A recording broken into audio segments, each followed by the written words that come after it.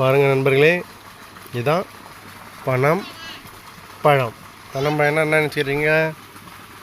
இது வந்துட்டு நம்ம நொங்கு சொல்லுவோம் இல்லையா, நொங்குலேருந்து ஸோ மரத்துலேயே அப்படியே வெட்டாமல் விட்டுட்டா அதை பழுத்து நம்மளுக்காக கொடுக்குறது தான் பனம்பழம்.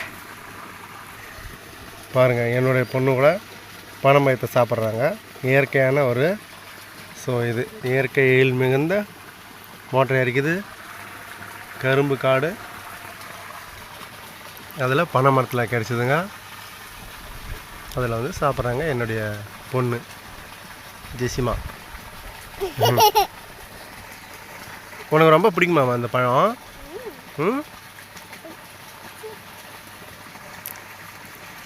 மருத்தாம்பா இருக்கும்போதே நட்டது மகாகனி.